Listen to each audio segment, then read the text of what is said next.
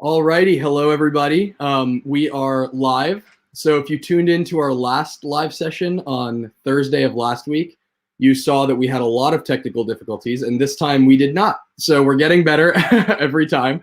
And I'm really excited for this session. It's not just going to be me answering questions. We actually have some what we're calling DSC celebrities here to answer questions and really get people excited. So the DSC celebrities include some past and present DSC leads. We have our winner from last year for the solution challenge. So we have people here that can answer a lot of your questions and get people really excited about the solution challenge. So if your eyes are on the clock, you see that it is April 21st right now, and submission is due on April 30th. So if you've ever been to a hackathon, like a live hackathon that's maybe 24, 30, 32 hours, whatever, 36 hours, you probably know that the last 4 hours of that hackathon are probably the most stressful, but the most useful and productive periods of the entire hackathon, right? And right now we're in those last 3 or 4 hours, if you kind of expand it out. So it really is, it's go time. It is time to continue working and finish up those projects. And to help you do that, we have some inspiring panelists here today to help you. Once again, we know that COVID is really difficult for a lot of people, so we're here to help. Ask your questions on Parthian, ask your questions in the chat here. We'll see if we can answer them live. And if we can't, we'll try to follow up with you and answer them at that time. So again, we have 4 wonderful speakers. We're going to be bringing them on one by one.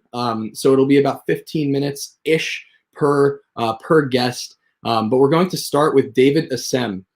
So David's a former, and you can see I'm reading off of something here. I'm not going to try and hide that. But David Assem is a former DSC lead from Ghana. Last year, he and his team built an app that some of you might be familiar with if you keep up with YouTube. But they built an AR app to help freshmen on their campus kind of make their way around one of the malls on their campus. The app was really great, really useful, as you can see on the video if you've seen it. And David went to Google I/O, which is Google's biggest developer conference. He went there last year live. So before we bring David on, I would just like to show David's video just to give you a little bit more context about the project that we're going to discuss. So if we could put the video on now, that'd be great.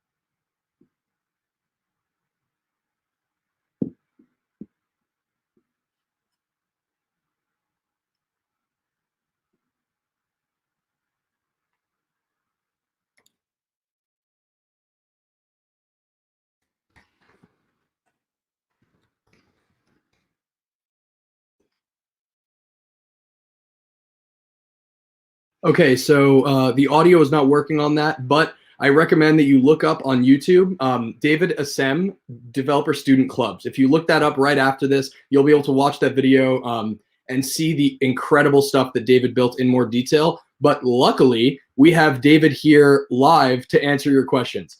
So I'm going to bring David on now. Hello, David. How are you? Hi, everyone.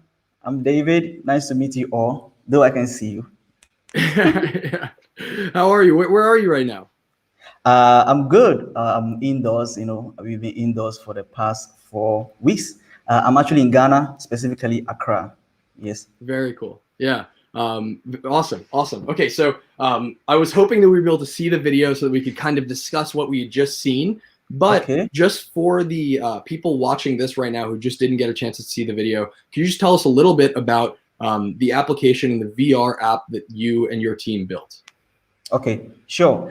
All right. So basically, the VR. Sorry, it's not actually a VR application. Oh, I'm It's an sorry. Yeah, AR I messed that up. an augmented reality application that we built for first-year students on our campus. So actually, that was our very first time of using an AR technology to build an application in our DSC community. So it was really challenging, Even the experienced developers that were in the team found it very difficult. But then we knew that we wanted to make a change, we wanted to make a difference, we wanted to solve a problem. So we put in the work, did all the research, and then we came up with that project. Yep. Awesome. Okay, so that's great. So great overview. And as many of the people watching this right now know, the way that I and DSC in general kind of think about building solutions is first to identify the problem. So in briefly, what is the specific problem that your project was solving for? Okay, right. So in our school, there is a mall, and it has a lot of shops in it. And when you are a first year student, you come to the university. Because of how large the university is, you find it very difficult to locate very essential facilities on campus, specifically the local mall on campus. It's a central location on campus, and you don't really find it easy to locate the mall, not to talk of you accessing the various facilities in the mall. So we realized that this was a challenge. I personally faced that challenge when I came to school first year. So I discussed with my team, and interestingly enough, they also realized the same issue. So we thought that we should just solve this once and for all, so that future generations or students who come after us, wouldn't face the same challenges again. So that was how come we came about the whole idea to build this project.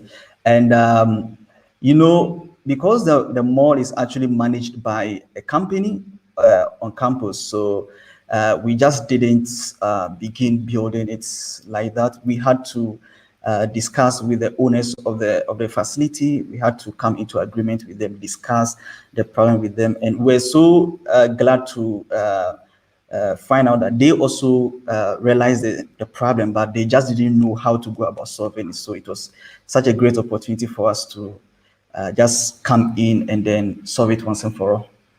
Yeah, everyone. That's awesome. Yeah, I think a lot of what we talk about, and during our live stream on Thursday, a lot of people asked, so it's beneficial to speak with people, but how do we do that virtually? So so people see, and you're saying right now too, that it's important to talk to people. And even though we're virtual right now, I think that you're right, that it's still super important. And you're saying that was helpful. Also, so a friendly face is saying hello, David. So Awal from Google is saying hello. I just want to put that on the screen. Hey, yeah. I see you. Yeah. Okay, so you also discussed challenges. So as many developers know, working with AR and VR is difficult, right? Yes, in addition to that, working with a big team is difficult. So what was the biggest challenge that you and your team faced, and how did you solve it? How did you overcome that problem or the challenge? Right. So we actually face a lot of challenges, especially with the AR technology. it was very recently that Google released that AR technology, and so we found a lot of bugs in the technology. So it wasn't easy for us to, in building the application, especially integrating that with Blender and other technologies. It wasn't easy. So what we did was to actually divide the team, into sub teams, so that we find out those who are actually good at what technology, right? And when we did that, we realized that some people were very good with AR, so we made them heads of those sub teams so that they could manage those sessions of the project. For instance, there was a team that was in charge of creating the 3D model of the building, and the person who headed that team was very good in Blender 3D modeling. So we handed that part of the project to him to head it, and we made sure that the project wasn't built solely by experienced developers. We made sure that even beginners were part, because the sole aim of building a project was to actually give the opportunity to everyone to learn. And that's basically the aim of the DSC, to help everyone learn, no matter your skill level. And another challenge that we encountered was to coordinate the team, because the project was quite big, and most of those on a project were final year students, so they also had other engagements. So time management was a bit of a challenge. So there were times that we had to stay up late. We had to leave our books, even for instance, if you have an exam tomorrow, because of the project, you have to stay up late to do part of the project and then study for your exam. So we found our way around this, and then eventually we came up with a project, or with a solution. If you ask me, what I would say is that you shouldn't really just give out the project to people who are not motivated or inspired by what you are building, because honestly, trust me, if the person is not inspired by the project, the person, no matter what you do, the person wouldn't put in his best. Okay, so as a DSC lead or a project lead, what you have to do is to find out those who are motivated. After speaking to them, you locate, as you use your leadership skills to locate or find out those who are pumped up to build a project. Then you bring them closer, and then you work out the solution.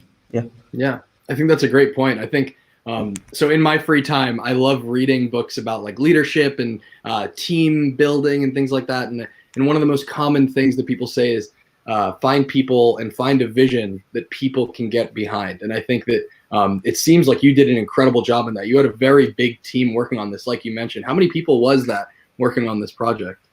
We were about 15 people. 15 people. Yes. 50? No, 15. 15. Okay. Right. Okay. Yes. So very big. Yeah. Yes. And this was made up of final year students, and then third year students, and then second year student. For the first year student, we didn't put much of a pressure on them.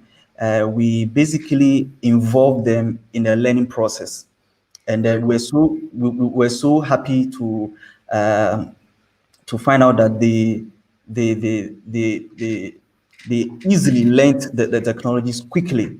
And in actual fact, most of them, actually, we handed the leadership, some part of the project to them. I mean, the leadership of the project, some sessions, we handed it over to those first year students, because we realized that basically they were motivated, and then they easily learned the technologies quickly. So we gave them part of the project, so that the final year students who have so much pressure on them wouldn't be torn out. Yeah.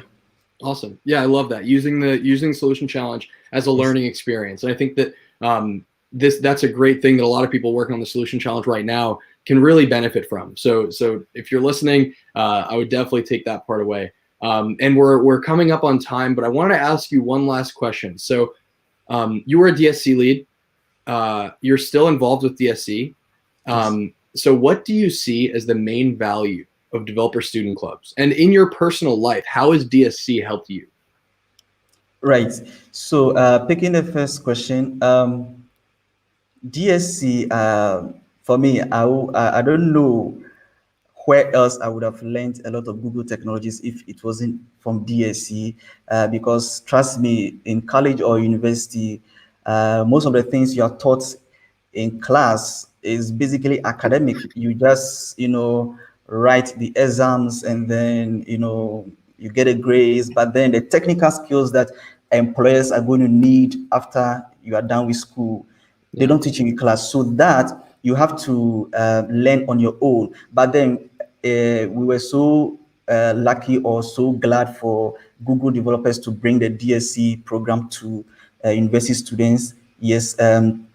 And so the value it gives you is that you get to learn technologies or practices or developer skills for the industry, what employers actually want, not what you are being taught in class. There's actually a great difference. And most of the things that I use now, for instance, Firebase, Google Cloud Platform, all these things, I actually didn't know about Google Cloud Platform before I became a DSC lead. Yes, it was in the course of being a DSC lead that I got to learn about Google Cloud Platform and began to use it. And it's been helping me a lot, learning a lot about DevOps and cloud technologies. It's been really, really helpful to me. And for me, as a person, the DSC program gave me skills such as project leadership, team leadership, something that I'm using currently in my team. I have a team. We are building a startup, and most of the skills I've gained from the DSC, I'm actually employing them in my team or in my startup. And for me, actually getting the opportunity to travel to Google I/O in California was something that I will forever keep talking about. As a DSC lead, it was such an awesome experience for me. I mean, for Google to sponsor you fully to attend Google I/O, I mean, who wouldn't want that? That's something that nobody should miss. So if you're a DSC lead, listening to this or watching this, I would encourage you to work hard, put in much effort into your solution. I mean, your solutions challenge project, work it out, let it work out. If you are finding challenges, there are a lot of avenues that you can get solutions. Don't give up. Don't give up at all. Because you really don't know where this is going to take you. And one thing for a career, one thing that the DSC is going to do for you is really going to give a lot of credibility or shine more light on your CV, because being a DSC lead now, I put that on my CV, and it adds to my leadership skills, because when employers want to maybe employ you or something, they in an interview they ask you, what leadership skills do you have? And you are not expected as a student to say that you are the president of your country or whatever. Just the little things that you're able to do in your school. So being a DSC lead is something that you can put on your CV. This is something I always put on my CV, and it always works out for me. That's awesome. Yeah. A lot of times people ask me like, oh, I'm a first year, second year, even third and fourth year students ask me this, like, what should I be working on right now to get a job? And I think that doing well in school is always important, but I think that building projects and getting projects on your resume, it's one of the most important ways to prove that you have skills that are going to be applicable in the workplace. So so I appreciate you saying that, David. We appreciate you coming on. David's going to still be on the call, just not like on the screen. So if you have questions for David, feel free to throw them in the chat. And David, I'm signing you up to maybe answer some of those questions directly to you. Sure. So thank you, David. Thank you. Thanks, David. Yeah, have a good one. Okay, so that was awesome. I think that I had a lot of fun. I hope you all enjoyed that as well. Now we're going to bring on Krenz. So Krenz is in her final year studying computer science at the National University of Computer and Emerging Sciences, and she's pursuing data science in her career. At her university, she serves as the developer student club's lead, and she's going to give an awesome perspective as a current lead working during the Solution Challenge virtually and how all of that takes place. So welcome, Krenz. Hi, thank you so much for the introduction. Yeah, of course. How are you? I'm good. I'm great. Awesome. Good. Where are you right now? At home, like it's been 1 month already. Okay, and home is Pakistan, right? Yeah. Awesome. Okay, well, thank you so much for being on the call. If anyone else here is from Pakistan or surrounding regions, say hello. That would be. I like doing this global thing where we can kind of support each other by region. I like that. Where I saw while David was on, like all said hello, so that was cool. Okay, so let's just jump right into it. So you are a DSC lead, right? And you're also leading a project right now. So first and foremost, what is the value of Solution Challenge? Right. So, when we talk about DSCs and why it exists, the one major reason that I talk about is that DSC helps students bridge the gap between theory and practice. And we achieve this not only by hosting meetups or organizing events or sessions or code labs, but also by, implementing the knowledge and the skills that we earned through those sessions in creating something that can actually help our communities or local businesses to grow. So the idea of creating an impact is what Solutions Challenge platform is meant for. And it helps us in a way that students actually get recognized for the work they do, for the ideas they come up with, for the talent they have and everything. So it's like, that's the value, that's what Solutions Challenge bring to the table. I love that. I wish we could record that, put it through the speech to text API in Google Cloud and just put it right on the website. That was very well said. Yeah, I 100% agree. Bringing practice, theory together, all that stuff. That was awesome. And so I know, like I said, you're working on a project right now. So can you describe the project that you're working on with your team? What is it? So we are currently working on this mobile app that acts as a kind of decentralized AI-based face recognition attendance system. And we named it the Barricade. And the cool thing about the Barricade is that it requires no hardware support or any additional equipment for the face recognition, just your mobile phone cameras, and that's it. Very cool. Okay. And so again, I asked David a very similar question, but I like to frame things in terms of the very specific problem that they're trying to solve. And then we talk about the solution. So what is the problem that you're solving? So basically, we are addressing the problem of chronic absenteeism, proxy culture, and corruption in Pakistan. So I don't know if you guys know about this, but the biggest reason of low literacy rate is the mismanagement of education in Pakistan. One, because there's no accountability when it comes to attendance of teachers, especially in government schools or institutions. So teachers don't even show up to work, and they are being marked present and get paid by the government for nothing. And basically, that's corruption. Second, students are intentionally or unintentionally missing out or bunking their classes, and then their attendance are being marked by their friends as a proxy. So till this day, there's no efficient mechanism, for marking attendance. We are still relying on paperwork or biometric system. And like when I talk about biometric system, it has an obvious single point of failure issue. So that is why we came up with a decentralized attendance system where individuals are being responsible themselves for marking their attendance. Very cool. Okay. And so we understand the problem. You've mentioned a little bit about the solution, but in more detail. So is this a mobile app? What does this look like, the application, and where is it right now? Like, what's the current state of the app? Yes, so basically it's a mobile app.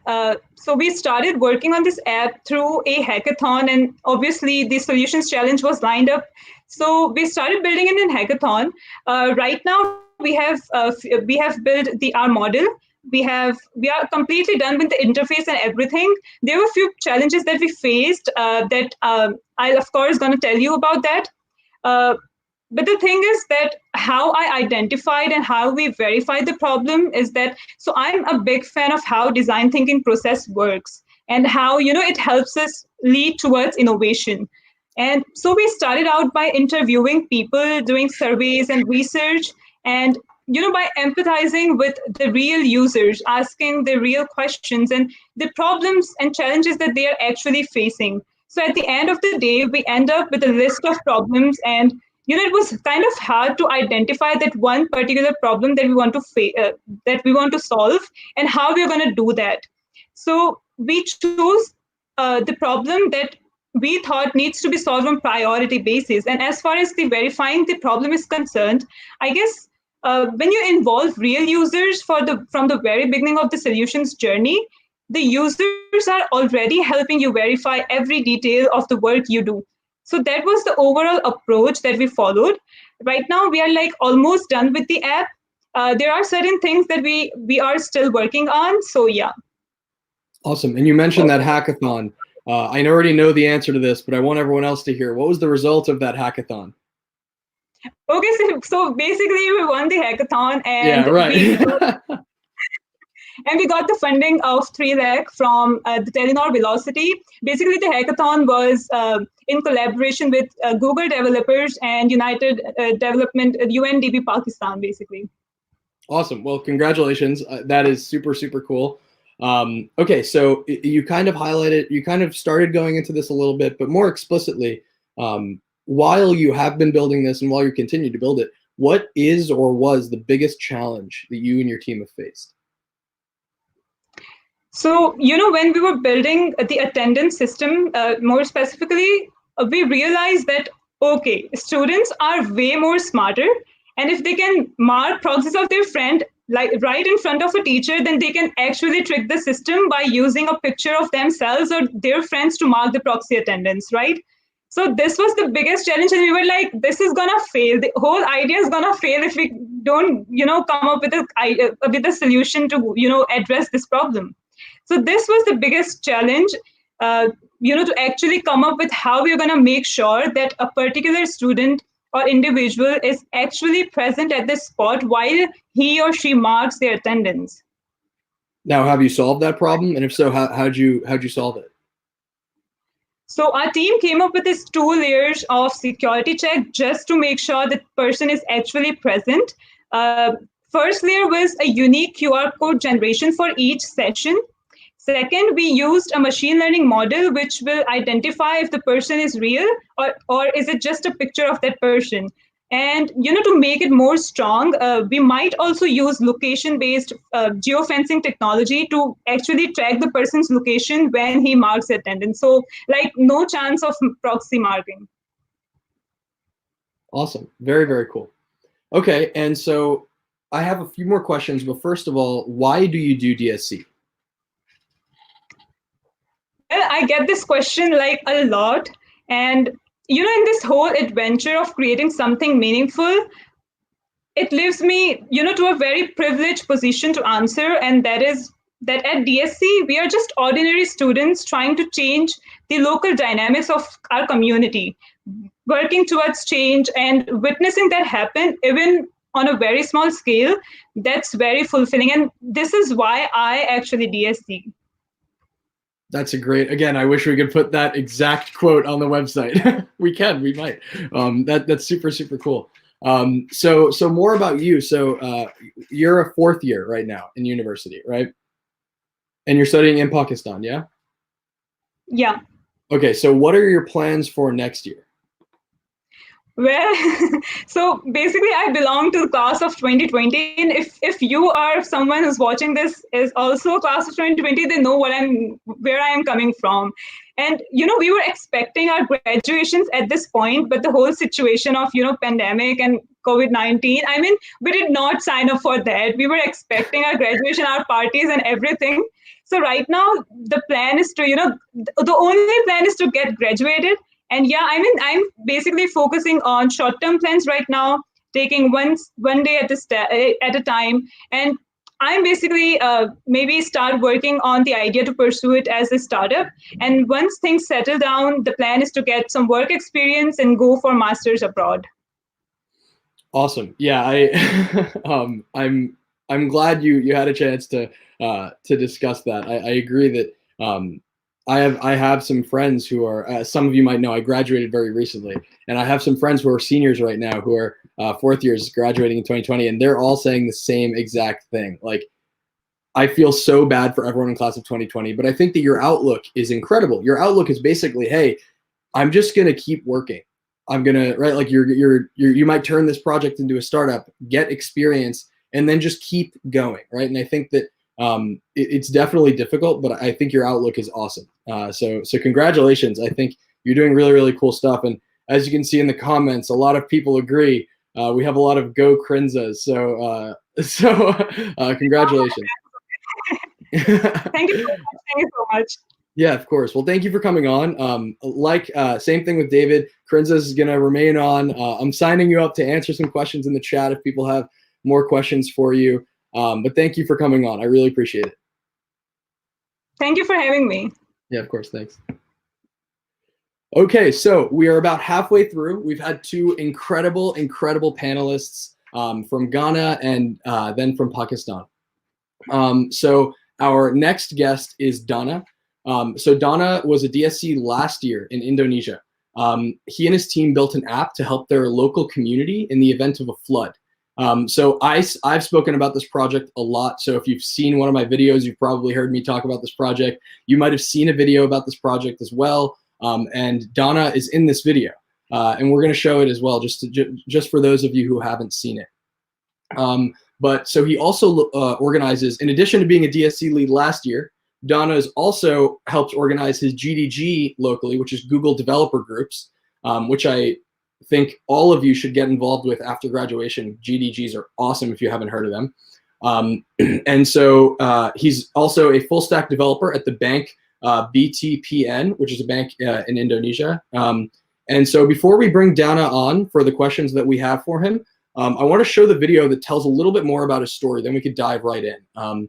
So yeah, let's put on that video.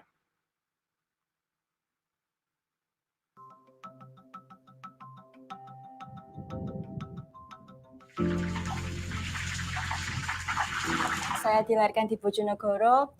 Ibu saya mendidik saya boleh bermain, tapi bermainnya itu nggak boleh jauh-jauh. Saya melihat kakak saya kebanjiran, yang paling parah tahun 2007, di mana rumahnya itu sangat tenggelam, banyak korban jiwa yang ditimbulkan, dan kakak saya itu kehilangan. Kemarin ya lumayan, kemarin. Ya. Kalau airnya semakin tinggi kan, nggak bisa lalu lintas kendaraan kan nggak bisa lewat, kita biasanya pakai perahu. Palingnya kalau udah agak parah lagi kita ngungsi. Warga juga pasti resah, kalau enggak sebelumnya belum diberitahu kan resah. Kalau sudah diberitahu kan nanti ada persiapan. Saya ketika kuliah di PENS ini, saya pertama kali tahu DSC itu dari Donna. Seharusnya kita bisa menghindari hal buruk terjadi ketika kita mengetahui apa yang akan terjadi. Donna membantu saya sekali dalam hal tersebut bersama tim untuk membuat aplikasi Elfloat.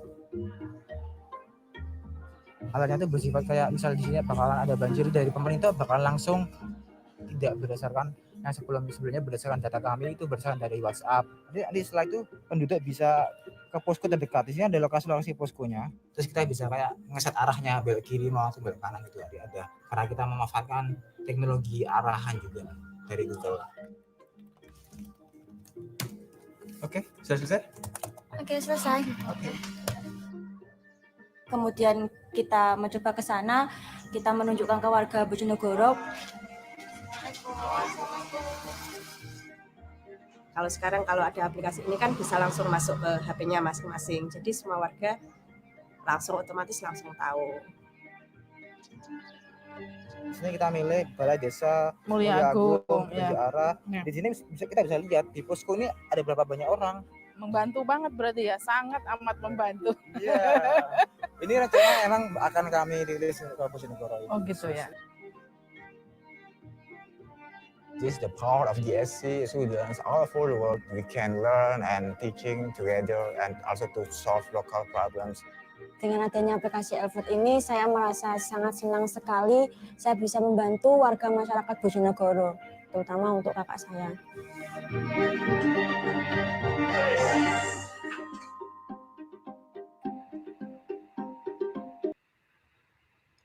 So that is one of my favorite videos on the internet. And I have a lot of videos on the internet, but I think that that one is incredible. And we have Donna here with us to answer some questions. So welcome, Donna. Thank you so much for being here. Oh, hi, hello, Arman. Thank you so much for having me here. Hello, guys. I'm Donna. I'm from DSC, from Indonesia. Yeah, of course. So first question. So we just watched your video, but in your own words, so what problem were you solving for? The problem that we are solving for is a problem where we have to make an alert to all people in Bojonegoro city. Bojonegoro city is a city where actually really easy to have a flood in their city. It's because the city is near one of the biggest river in Indonesia. So in that case, we wanna provide an alert to the village, all the village in the city, because that's really important. Because in the last year and many recently, there are many victims from the floods. Like there are many people die and many people lost their things, and I think the most helpful things that we can do for them is to provide an application that can provide an alert to the people in the city. So in that case, they can prepare themselves from the flood, like getting to the safe point, or maybe save some very important documents or something like that, because that's really crucial things. And I think aside from that, there is a main problem because the communication, the flow of the communication. The communication flow is like just from mouth to mouth, like, hey, there's a flood. Like it is kind of slow and it takes a really long time until all the villages know all about this. So with this application, we really hope that it can alert all people directly at the same time with real time, so we can understand and aware of the flood as soon as possible, so we can save ourselves from the flood itself as soon as possible. That's it. Wow, that's very cool. So you're basically replacing chat with this real-time application. That's super cool. And so we saw in the video, one of the things that we talk about a lot is, like we've already talked about on this call already, with David and Krenz, but talking to your users and really getting feedback from the people who will be using your application, right? And we saw in your video that you did that. But so how did you get people to use it after building it? Actually, it's Bojonegoro city is quite far from our city, from our campus city. Since our campus is it takes around 5 hours by car, so we can't really get feedback really often. So we did that around every 2 or 3 weeks from our campus time, you know. So at the time we visit the city together with all the teams members in my DSC. At the time, we would like to, at first, of course, we want to understand the problem, of course, and then we are talking to the people, interviewing the local village leader and kind of stuff like that. And then until we get the data, and then we know what kind of application that we have to build, and what kind of impact are we analyzing, like which impact is really important to create first for us in our application. And then after we have all this data, we start building it, and then we come again to the city in the next 2 weeks, like incrementing our solution. Like, is this the right solution for you? Is this the right or not? Something like that. So we provide the feedback every 2 or 3 weeks to going to the city, from the village leader, from the people in the cities, and then after we around 5 times we visit, and then we get really a proper solution for them. And at that time we also make a presentation to the people, to the local village leader, and also the government in the city itself. Like, this is the application that we want to build, and I think this is really important for all the people in the village. So this is really important. So if you want to use it, you can use it. So basically, we are gathering all the local leaders in every region in the city. After we gathering all of them, we provide a guide or a tutorial on how to use this application, what kind of phone or gadget that we have, so that we can use this kind of technology. Because in the village, it's not all the people have this kind of phone, like Android application. Mostly they are using a kind of old phone. So I think it's only like only fathers or the leader of the family have the phone itself. So I think that's pretty enough for me. So maybe like it's not all the children or all the teenagers have that kind of phone. So at the time, it's really good enough for us to get impact to the leaders and also to the all the fathers in the village. That's how we do it. Interesting. Very, very cool. So Krenz brought this up, which was the design process, right? And we talk about that a lot here. And one of the biggest parts of the design process is iteration, right? Iterating on, and I'm not talking for loops and while loops, but like iterating on the idea and doing that with your user. And it seems like 5 times. I didn't know that. I didn't know that you did 5 trips, 2 or 3 hours away. That is incredible.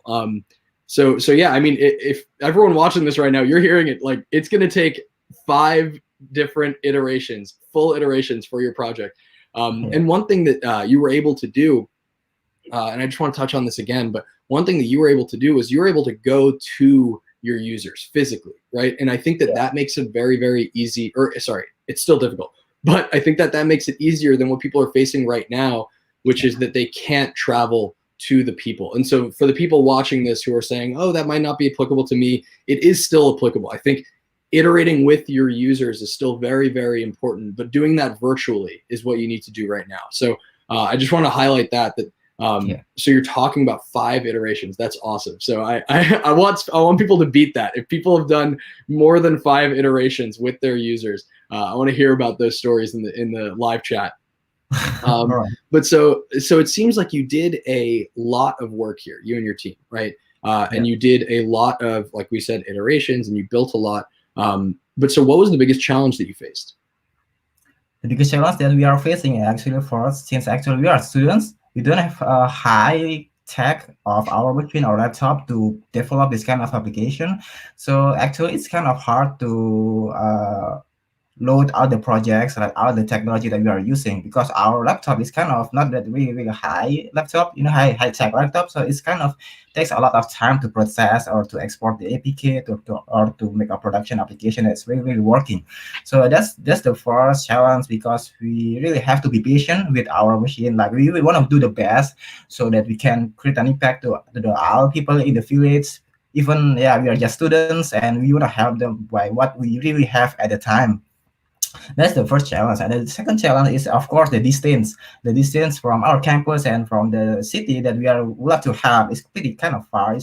It's 5 hours by car, and that's if not a traffic jam or something like that. So I think that's really. So you usually find a time, of course, at the weekend, like on Saturday especially. So on Sunday we can take a rest for us to prepare for the next campus time or our study in the campus.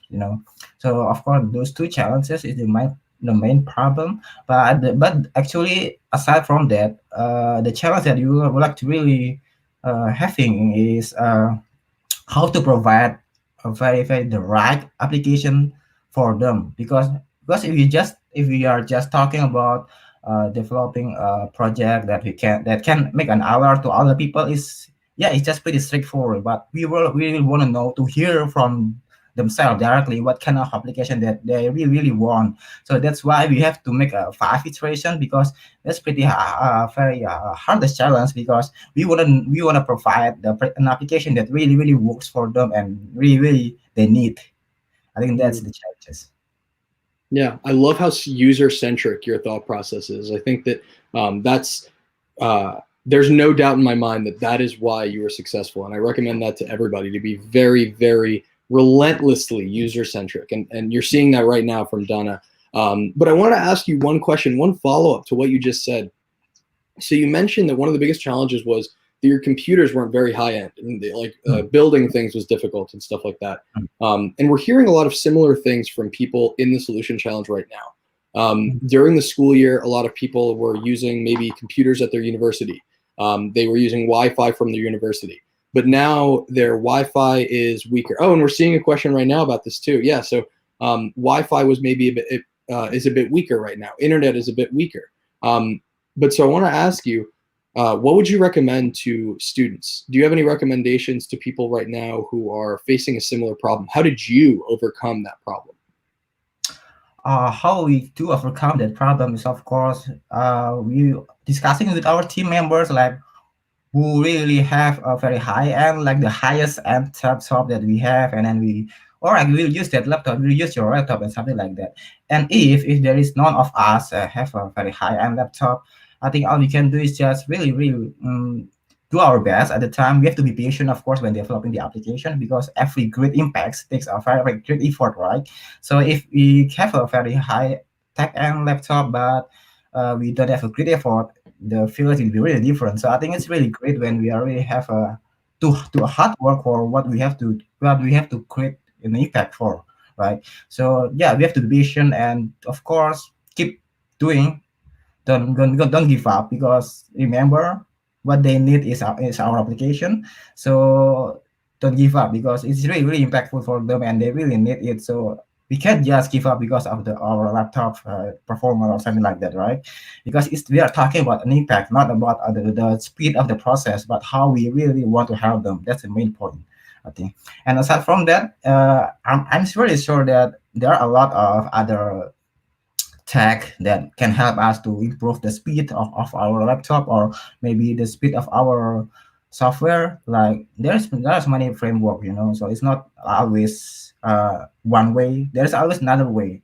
Then we can find it like in Google. We can start to search how to improve the performance of an Android Studio, maybe how to improve the performance of this kind of laptop. There's always a trick. So aside from we have to be patient, do a hard work. Of course, we have to try to find another alternative. That's it. Yeah. So I'm basically hearing two different things there. And again, I really appreciated your answer, because again, it was very user-centric. So the first part was basically like, you can find a way to make it work, right? It was maybe one person in your team or even your developer student club might have better Wi-Fi or better computer access. So take advantage of the resources that your team as a whole has, right? So that was one thing that I heard. And then the second thing that I heard was, it's okay, but you're doing this for your users and for the impact that it'll make on your users. And even though it's going to be a little more difficult, you're still going for the goal. You're still going for the impact that you're making on your users. And I just wanted to point out again that was so user-centric. And I think that the people listening right now should notice how, again, relentless Donna is about being user-centric. And Donna, I think that's so interesting. So now a little less about the users and more about you. I wanted to ask you, so why did you do DSC? All right. Why I want to do DSC? Because the reason I want to be DSC lead at the first place is because I really want to create an impact to the people, especially because you made it about the users again. Oh yeah.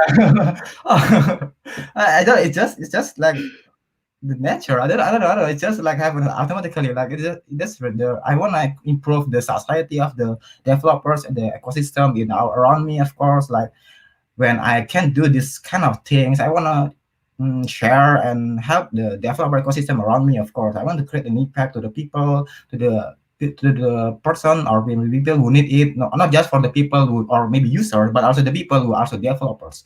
I want to help all those people who really want to provide a better technology in our world, of course, right? So I want to do my best to learn, of course, to learn more about this kind of technology, and also and then I want to provide a solution for who need it, and also I want to provide a tutorial who also who need to develop. So at that time we can like improve the resources, more developers, which can also make a more solution, and which can also make a more impact to the world. I want to really improve this world, like especially about the developing application. And of course, as time goes by, I'm sure that the world will be getting better and better. Of course, I think that's right.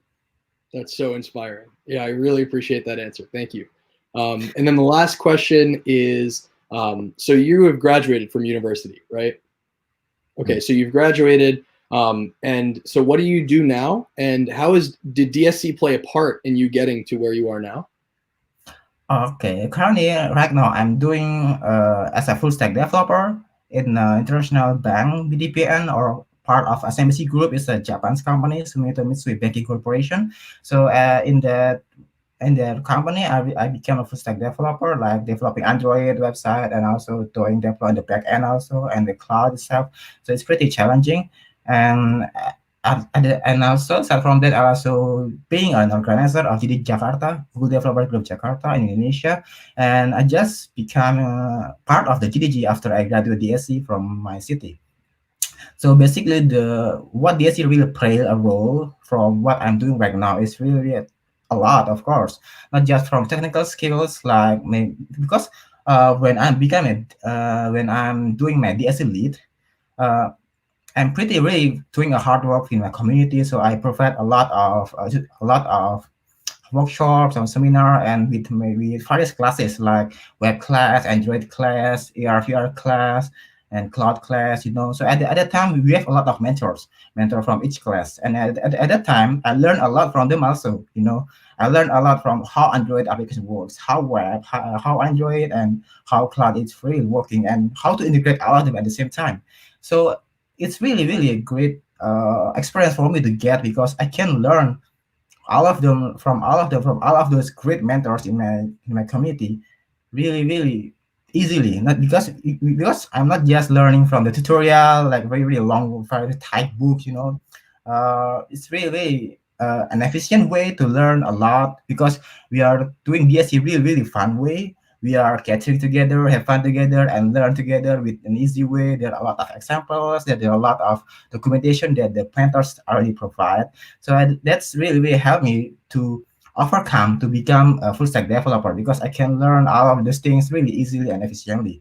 So basically, what we did in DSC is really important because what we did is something that we'll get someday. That's the most important thing. And very cool. From that, the reason I can become one of the part of GDG because I already gained experience about community management, community development. So at the time, I can know about how to host an events, how to host a conference, and something like that. How to lead many teams with many divisions, which can make me have so many skills about the soft skills. So basically, in DSC, I'm not just really earn a hard skill, but also a soft skill also, and also leadership skills also. I really get a lot of them, and that's why it really plays a role of how it making me like right now. That's it. Awesome. Very cool. Yeah. It's so great to hear that you are still part of the Google developer community, and as a full stack developer working in the industry. And once again, I just wanted to thank you so much for coming and telling your story. Thank you so much, everybody. So Donna will be around, so Donna will be able to answer your questions in the live chat. Once again, thank you so much for being here, Donna. Thank you so much, Arman. Thank you guys, and have a nice day.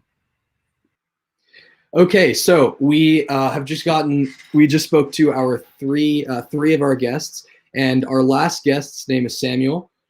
So Samuel recently graduated with a bachelor's in information systems from Muni University in Uganda. He was a DSC lead last year, and he won the solution challenge last year, he and his team. And so he's currently mentoring some DSCs around his region, and we're really excited to have him here. So welcome, Samuel. Hi. Hi, how are you? I'm okay. This is Samuel Mugisha. What's that? Samuel okay, Mugisha. Yeah. Thank you so much for being here. Also, thank you for standing by for so long. We're really excited to have you on right now. Thank you. Yeah. So where are you right now? Are you in Uganda? I'm right now in Uganda, Kampala. Very cool. Okay. The capital. The capital. Great. What time is it for you over there right now, by the way? Right now it's 7:54 p.m. Okay, so for me right now it's 1 o'clock. I'd love to hear what time it is for people. I heard someone say before that they were going to get on at 2 a.m. I greatly apologize if it's 2 a.m. for you right now, but let me know what time it is. We might go a bit past the hour just to speak to Samuel, but we'll have a recording afterwards in case you want to sign off. But we'd love to have you stay around for another 15 minutes. So Samuel, we're getting some hellos from some familiar faces that you might know. Anyedi. Hello, everyone. So the first question for you, Samuel, is what was the problem that you were solving for in last year's solution challenge?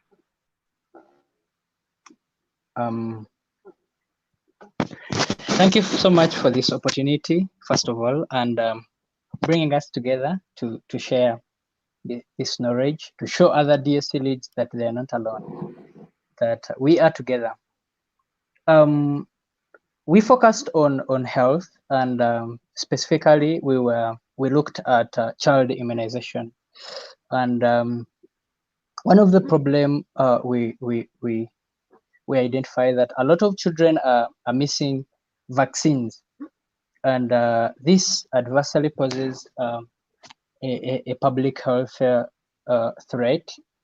And the missing of vaccines was due to, first of all, the busy parents, then the ignorance of parents about the vaccines, and unawareness of the public about the new vaccines. So you realize that their children, at the end of the day, miss some of the vaccines. And another problem was from the health worker, that it was really hard for them to compute vaccination schedules.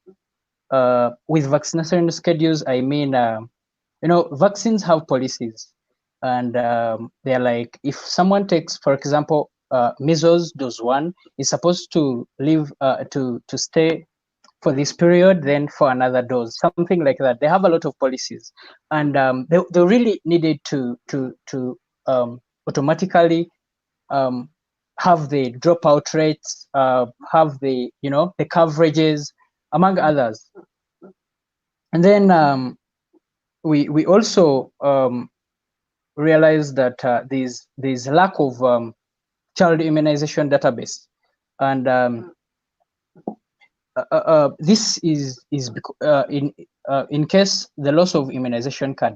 But to give you an overview, here right now in Uganda, as a case study, a child on birth, they give you an immunization card, and that immunization card is where all your vaccines are supposed to. It's just like a book, but one of the problem was it was a paper, and if you lose it, we don't know anything about your health. And I have mine here. Though you have to squeeze eyes to see it. Part of my interviews, immunization card. It's supposed to be a booklet, but it's only one page paper. So it was really so challenging that I don't know which vaccines that I took or else that I missed. Wow. Okay. So I love that you brought the piece of paper there with you. I wanted to put that on the screen. Okay. Very, very interesting. So my next question was actually going to be, how did you identify the problem? But it seems like you identified the problem because you were facing the problem. You had this booklet. Right. Yeah. Now, it started through the workshops and the showcase and the sessions that we used to hold up, and we got a client, and it was because of the social media noise. Every time we host a workshop, we make a lot of noise, especially on Facebook, and this is where we linked up with this exhausted health worker from WHO, World Health Organization, and we talked, and then we met physically at the university. That's when he told us some of the part of the problem. Then we went to the field, to our parents, to people around the community. Then we got an understanding of how it works, and then we identified a lot of other problems. That's how we did. Interesting. Awesome. Yeah. So again, speaking to users, right? That seems it seems to be a trend. Hint, hint, everyone. I think that's incredibly that's good to hear. And so can you tell us a little bit more about the actual application that you built? So what did the application look like? What did it do? Tell us more about that. Yeah. Now, after this, we sat down and we said, let's build something to solve the problem of this guy. So we first built the solution before even coming up with the name. And we made sure that at least we capture like around four functionalities that this health worker was interested in. I had invited him to join the call. I'm not sure whether he's on. It's called Mensa Emmanuel. And this application was it was a mobile application, and we developed it using Android Gradle. Then we used JS native script. Then we incorporated Firebase as our backend, and we chose Firebase because of its offline mode.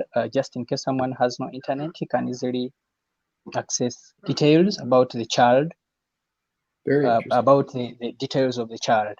And we made sure that we automate the calculations. For example, when you bring a child, the health worker having the application will automatically know the schedule of your child, the vaccination schedule of your child, and then the health worker will be able to was able to know the dropout rates, the coverage within the district or the area. Then the application also helped him to plot the immunization flow chart for a child. If those who are familiar with the immunization book, it's also there. And then the application was as well sending notification to parents, was like notification to parents just in case a vaccine is due, like for example the third dose is due, then you will have to get a notification that you should take your child for this. Then in case there is a new vaccine, then the healthy center is just sends notification as well to parents, reminding them to bring their child, as well as the busy parents who are not aware of, you're notified somewhere somehow. And the application as well, like for example, the user account of the mother, like it has details of the child and details of vaccines. You can read about a vaccine and where it is taken, how long, the effects, what is it solving, blah, blah, blah, a lot of things. Then another thing was to keep building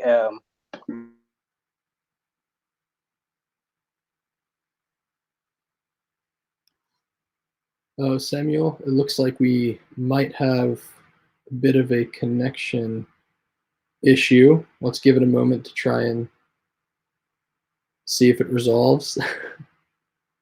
If any of you have ever done a live demo, you'll know that things like this happen. So let's just give it a little bit of a just another moment. And again, I just want to remind everyone, if you have questions for any of the panelists, you should post them right in the chat. And it looks like we have Samuel back. Okay, thank you. Welcome back, Samuel. Sorry. So we lost you there for a moment. No worries, no worries. So yeah, you were speaking about your solution. Yeah. Then I was talking about the functionality of keeping details about the child vaccination status, so that just in case, like my mom lost my card and I don't know anything about it. I have only one paper of the booklet. Yeah, this is around 2003 something, 1990. Wow. Yeah. Wow. Okay. Very interesting. So, okay. So we talked about the problem. We talked about the solution. It looks like it's a fully integrated solution that you even said that like you got here by speaking to users and seeing how you can solve their problems. I wanted to ask you, so just a few more questions because I know we're out of time, but very quickly. So what was your favorite part of the solution challenge? This solution challenge, first of all, introduced me to facts of my field. It's not something like coursework or assignments where you'll get marks. It's about creating an impact or adding something to the world. It was really so nice that we did something real, and that something real was waited for someone to use. And it was my first application to host on Play Store. I was really very happy that there's something that I've contributed to the world. Wow, it was nice, and that was my favorite part. And then another one was winning the solution challenge. That was not my favorite part, but it was my surprising part of it because it was a simple application, and it Yeah. was really so nice that it won the Yeah. solution challenge. Awesome. Okay.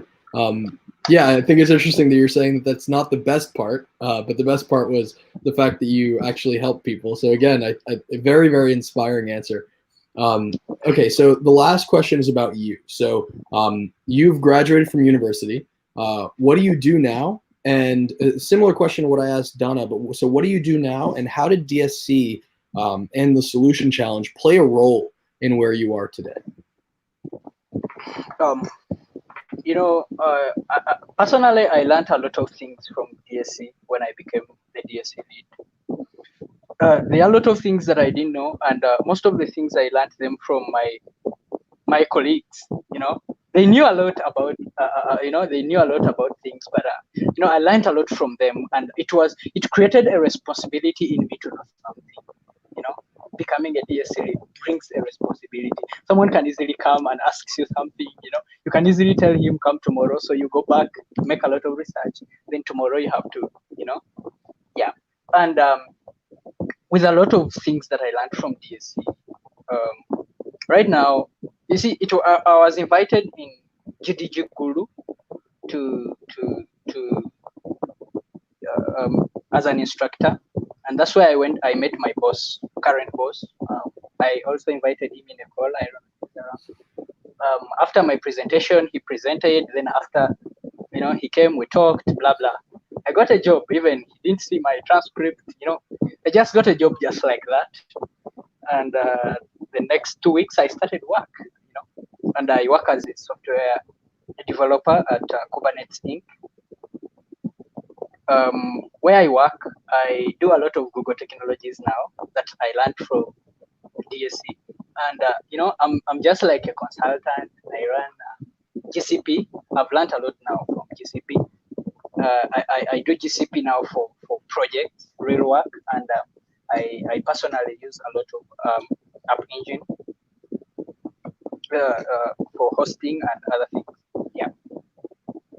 That sounds like really full circle. So you were DSC, you were presenting at a GDG, networked your way to a job, and now you're using Google App Engine and other Google tools in your job. That is an incredible story, and I hope that everyone watching right now is hearing that is a very real possibility. Like, I think that one of the most important things in getting a job, I spoke about this earlier, is working on projects and working on really practical skills. But another part is networking, right? And it seems like you really got that to a T. You were presenting at a GDG, met someone, got a job, and I think that that's an incredibly inspiring story that people can learn from. So thank you so much for that, and thank you for being on today. I want to bring everyone onto the call really quickly, just so that we can see the whole gang. Is that everyone? Yeah, it is. So lastly, I want to thank all of you so much for being on today. Everyone watching right now live or watching the recording, thank you so much for watching. We'll try to get through to all of your comments in the chat, but thank you again. This was really, really cool. Thank you. Bye, everyone. Bye.